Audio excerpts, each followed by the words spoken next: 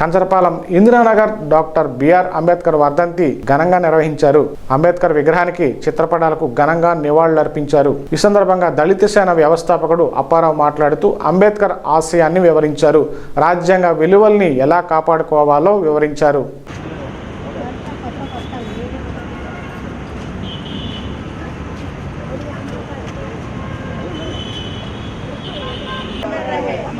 बाबा साहेब अंबेडकर भारत मुद्दु बिड्ड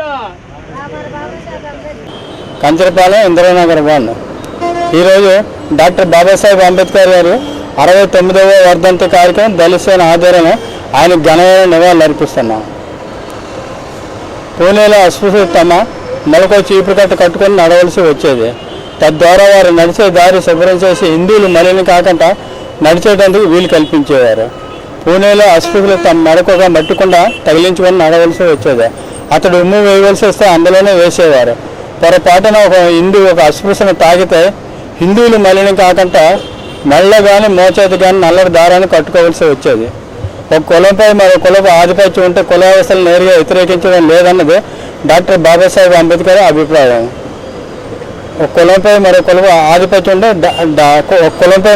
ఆధిపత్యం ఉంటే కుల వ్యవస్థలు నేరుగా వ్యతిరేకించడం లేదని డాక్టర్ బాబాసాహెబ్ అంబేద్కర్. అలాగే మన సమాజంలో మానసిక మత వివక్షాలు సామాజిక ఆర్థిక అసమానతలు నిర్మూలించే విధానం మనం తప్పక కనుక్కోవాలి. మన దైనందిన జీవితంలో కనవేసుకుని ఒక భాగంగా మారిన ఈ వివక్షల అసమానతలు మన సమాజంలో మన చమరగీతం పాడి వాటికి సమాధి కట్టాలి. వీటిని మనం ప్రజల జ్ఞాపకాల నుంచి చెరిపి వేయాలని మనమే కోరుకోవాలి. ఈ ఉత్తరం చదివేటప్పుడు నీ కళ్ళు వెంట ఉబుకు వచ్చే కన్నీళ్లను నేను ఊహించగలను. నీ గుండు దుఃఖంతో భారంగా ఉంటుంది. నీ పదాలపై వణుకు కూడా ఉండవచ్చు. కానీ నీ బావు ఉద్యోగాన్ని వెల్లడించగలిగే పదాలు నీ వద్ద లేవని నాకు తెలుసు రామాబాయి. నువ్వు చాలా బలహీనమైన మానసిక స్థితిలో ఉన్నావని నేను ఎరుగుతున్న రామాబాయి.